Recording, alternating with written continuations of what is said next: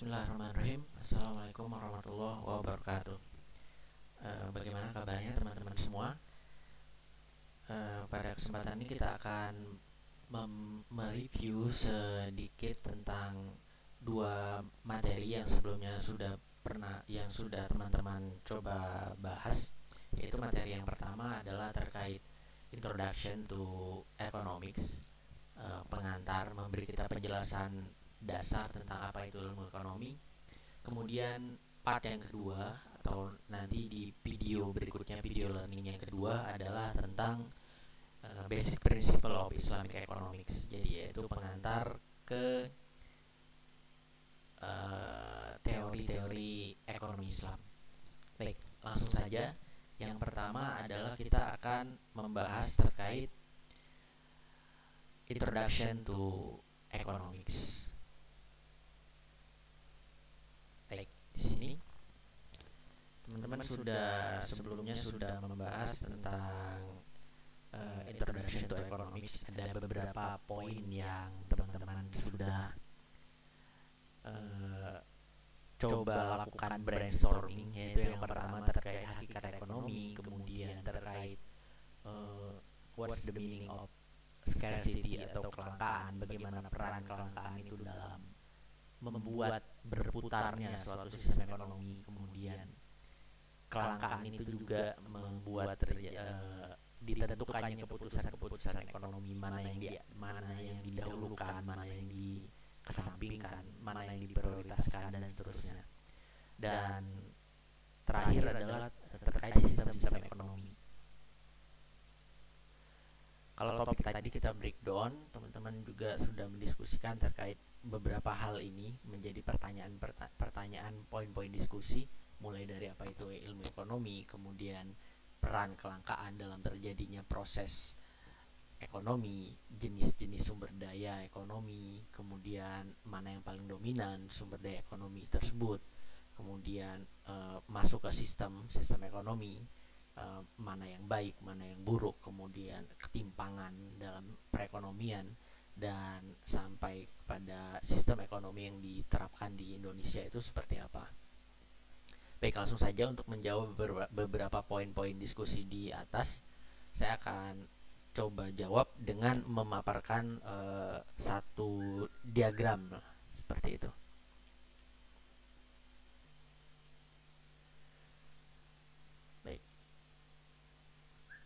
Pertanyaannya kita sebenarnya berangkat dari pertanyaan apa itu ekonomi.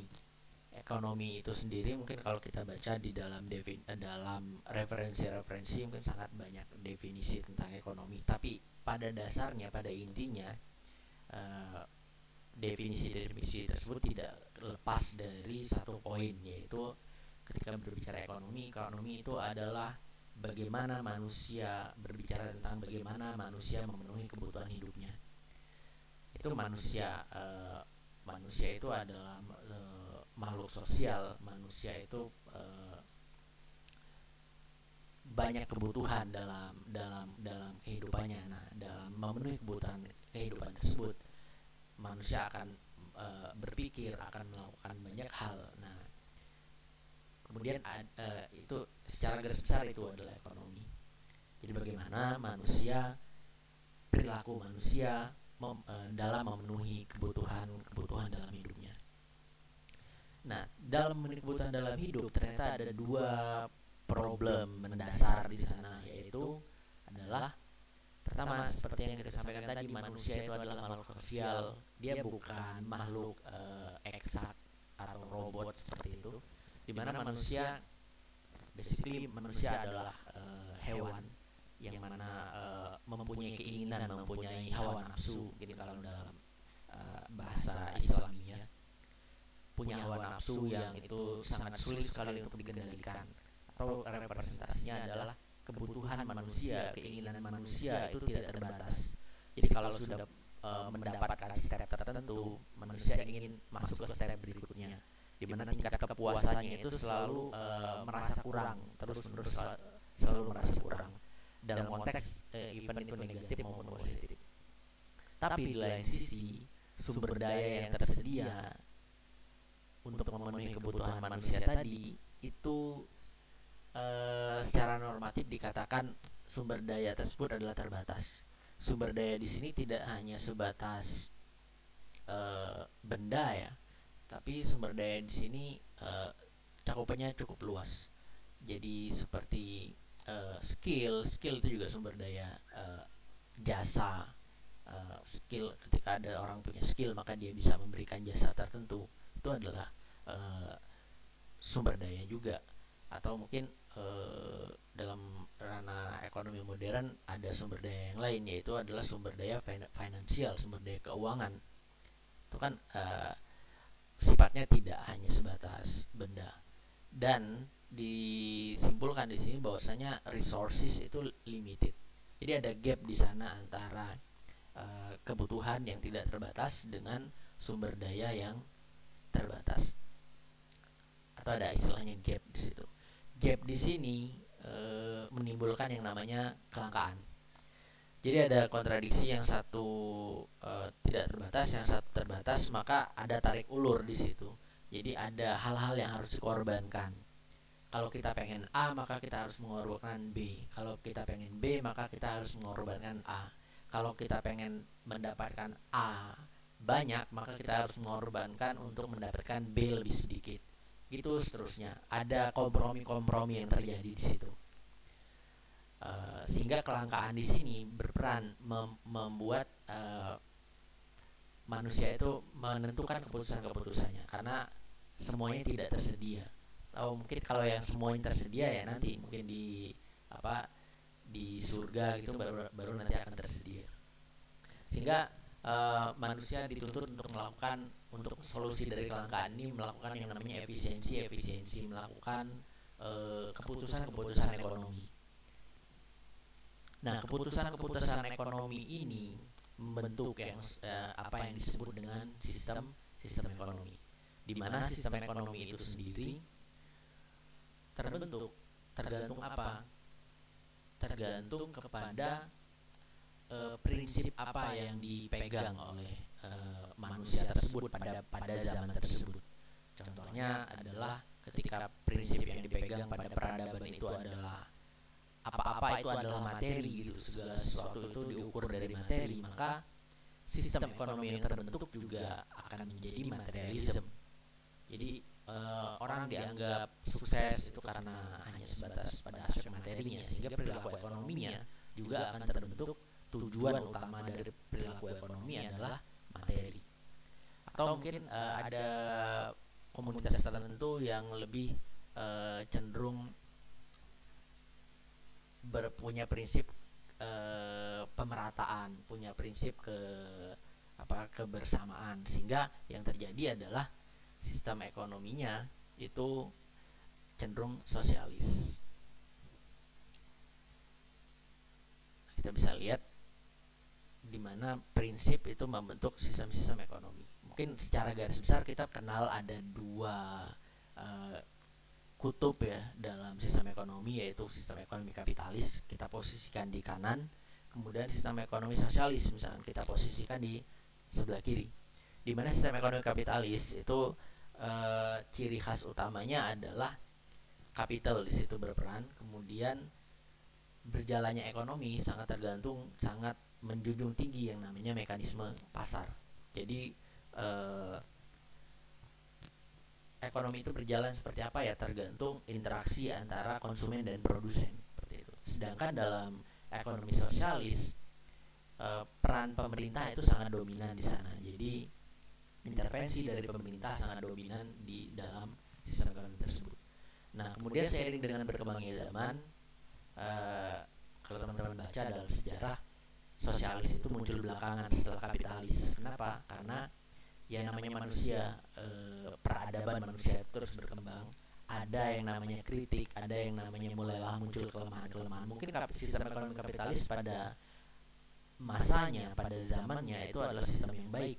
Tapi seiring dengan berkembangnya zaman, maka muncullah pemikiran-pemikiran baru, sehingga ada kritik terhadap sistem kapitalis, sehingga muncul yang namanya sistem sosialis. Dalam sistem kapitalis itu sendiri negatifnya yang dikritik oleh sosialis adalah terjadinya gap yang sangat signifikan, terjadinya kesenjangan ekonomi yang sangat lebar antara si miskin dan si kaya. Karena back to the key poinnya tadi, kapitalis, di mana orang yang punya uang itu pasti akan semakin tambah kaya, sedangkan yang nggak punya uang itu belum tentu akan mampu memburu tingkat kekayaan orang yang punya uang, karena capital is everything. Sedangkan sehingga muncul bagaimana caranya supaya kita mengurangi lah gap atau kesenjangan tadi. Perlu ada yang namanya pemerataan, orang nggak boleh terlalu kaya gitu, atau yang maka kekayaan itu harus diatur oleh pemerintah, ekonomi itu harus diatur oleh pemerintah, sehingga muncullah pemikiran sosialis. Nah, seiring dengan berkembangnya zaman juga, ternyata ada yang mencoba mengkombinasikan antara keduanya. Jadi kita nggak bisa dong terlalu kapitalis, nggak bisa pasar itu dibiarkan terlalu liar, karena pasti akan ada yang namanya penguasa-penguasa di dalam pasar, tetap akan ada yang namanya penindasan.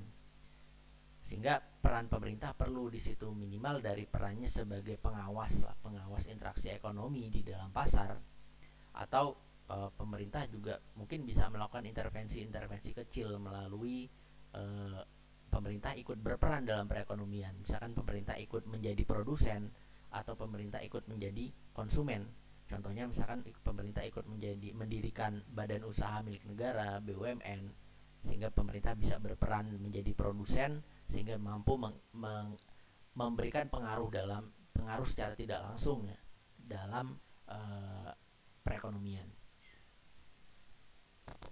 Sehingga ada alternatif yang ketiga, yaitu mix antara kapitalis dan sosialis.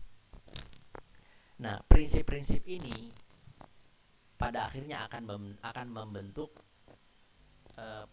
membentuk sistem ekonomi, dan sistem ekonomi ini tercerminkan dalam perilaku ekonomi. Jadi bagaimana ekonominya berjalan, nah itu mengikuti terhadap prinsip apa yang dipegang, sistem apa yang terbentuk, dan perilakunya akan seperti apa. Secara garis besar mungkin kita bisa poinkan di sini ada beberapa perilaku dalam perekonomian. Di antaranya poin-poin yang bisa kita mungkin highlight, yaitu yang pertama adalah ownership, kepemilikan. Perbedaan prinsip itu menentukan perbedaan pandangan akan konsep kepemilikan aset. Misalkan contohnya kalau di kapitalis, individualism, everything is semuanya adalah milik individu. Jadi siapa yang bekerja lebih giat, siapa yang berusaha lebih banyak, maka dia akan mendapatkan lebih banyak. Kalau kamu males-malesan, ya nggak akan lebih banyak, nggak akan mendapatkan yang banyak juga. Tapi dalam sudut pandang sosialis, konsep kepemilikan berbeda. Sosialis lebih cenderung menjunjung tinggi yang namanya kepemilikan bersama. Jadi kalau bisa semuanya sama-sama memiliki bareng, seperti itu. Nah, itu juga sudut pandang akan uang juga akan berbeda di sini. Kemudian sudut pandang akan permodalan juga akan berbeda. Kemudian sudut pandang tentang bagaimana menambah nilai, bagaimana meningkatkan aset kita itu juga akan berbeda. Kemudian pendekatan produksinya juga akan berbeda. Tenaga kerja, pandangan akan tenaga kerja juga akan berbeda. Misalkan contohnya, mungkin dalam sudut pandang kapitalis, tenaga kerja itu adalah beban, ada cost of labor, itu ada biaya tenaga kerja yang harus dikeluarkan. Tapi mungkin dalam sudut pandang yang lain mengatakan, seiring dengan perkembangannya, tenaga kerja itu adalah partner dari owner bisnis. Kenapa? Karena mereka sama-sama bekerja sama. Owner ini memiliki modal, memiliki ide, sedangkan tenaga kerja itu mengeksekusi, melakukan, membantu prosesnya, sehingga terjadi partnership di situ. Sehingga pendekatannya bukan lagi biaya. Itu juga terkait bagaimana menyikapi pasar. Mungkin dalam kapitalis, gimana caranya supaya mekanisme pasar itu semakin bebas. Mungkin teman-teman pernah dengar istilah yaitu pasar bebas. Nah, itu kan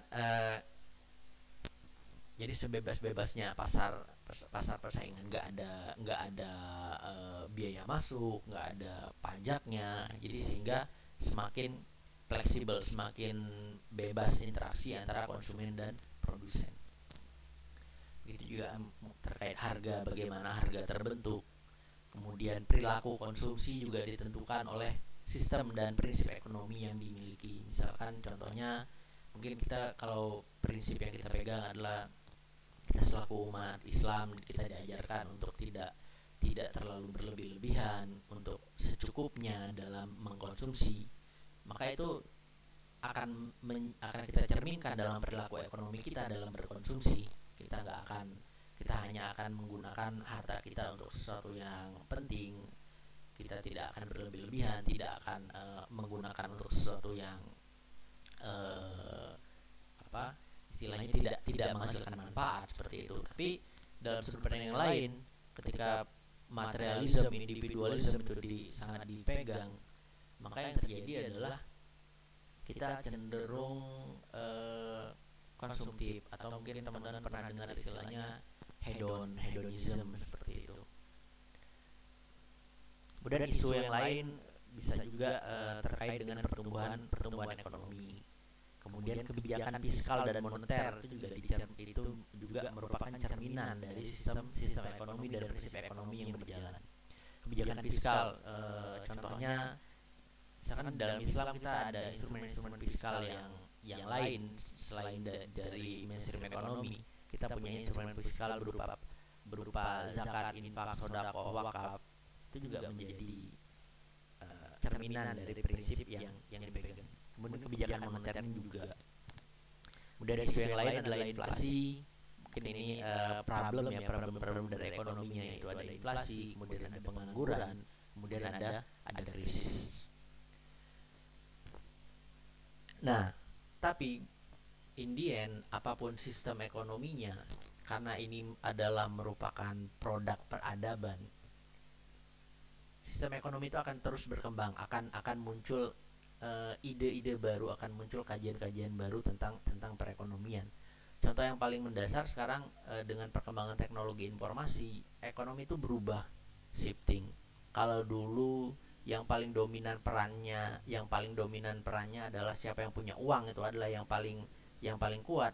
Sekarang berubah, siapa yang menguasai data itu adalah yang paling kuat. Atau contoh lain, entry point ke suatu pasar industri tertentu, kalau dulu sangat sulit sekali entry point to the market. Sekarang entry point ke pasar itu menjadi sangat gampang sekali dengan seiring berkembangnya teknologi informasi. Contoh sederhana deh, misalkan kalau dulu kita mau jualan, kita punya barang, misalkan contohnya kita punya jilbab, kemudian kita ingin pasarkan ke seluruh Indonesia, kita pengen dari Sabang sampai Merauke itu bisa beli jilbab kita, maka sangat besar sekali kos yang harus dikeluarkan. Kita harus buat toko mungkin di hampir semua kota besar, kita harus keluar invest dana puluhan miliar untuk itu, baru jilbab kita bisa dipasarkan di seluruh Indonesia. Tapi sekarang maka yang akan bisa melakukan itu hanya orang-orang yang punya modal besar. Tapi sekarang dengan perkembangan teknologi informasi, kita cukup membuat membuat media sosial, kita cukup membuat toko online atau bergabung di marketplace, kita bisa menjangkau ke seluruh Indonesia tanpa perlu modal sebesar yang tadi, seperti itu. Sehingga terjadi perubahan, terjadi shifting terus dalam perekonomian. Tapi apapun sistemnya, goalnya adalah satu, goalnya semuanya adalah kesejahteraan. Baik itu kapitalis, baik itu sosialis, baik itu mix, atau baik itu sistem ekonomi yang berkembang berikutnya, yaitu adalah sistem ekonomi Islam. Tujuannya tetap satu, tujuannya sama, yaitu kesejahteraan. Cuman mungkin yang berbeda nanti bagaimana mendefinisikan kesejahteraan itu sendiri. Itu adalah gambaran terkait bagaimana sistem pengenalan dasar terkait ekonomi. Mungkin tadi sudah terjawab ya dengan penjelasan saya apa itu ilmu ekonomi, kemudian peran kelangkaan, kemudian jenis sumber daya ekonomi. Nah, sumber daya yang paling dominan itu apa? Sumber daya yang paling dominan adalah secara de facto sumber daya yang paling dominan saat ini tetap yang masih paling dominan adalah kapital, modal. Siapa yang punya modal maka dia yang akan menguasai, walaupun seperti yang saya jelaskan tadi terjadi beberapa pergeseran. Jadi pergeseran dari modal sekarang bergeser ke modal tidak terlalu dominan, tapi teknologi dan data itu menjadi hal yang paling dominan. Kemudian pertanyaan lain yang muncul adalah sistem ekonomi kelebihan dan kurangnya. Kalau kapitalis tadi ya dengan mekanisme pasarnya, maka pasar akan berjalan fair seperti itu. Jadi tidak ada intervensi. Harapannya seperti itu, tapi terkadang ada banyak penyimpangan. Ada yang namanya monopoli, ada yang namanya kesepakatan buruk antar sama produsen sehingga merugikan konsumen. Itu banyak terjadi. Tapi gairah investasi itu sangat kencang sekali. Nah, kemudian kalau di sosialis cenderung membuat ekonomi itu lesu. Kenapa? Karena tidak terjadi persaingan di pasar, sehingga karena harga sudah diatur atau harga pasar itu diintervensi, sehingga tidak terjadi persaingan. Inovasi juga tidak muncul karena tidak muncul yang namanya persaingan tadi. Kemudian ketimpangan, kalau ketimpangan dalam sistem ekonomi tadi sudah saya singgung ya. Kemudian kalau di Indonesia sendiri secara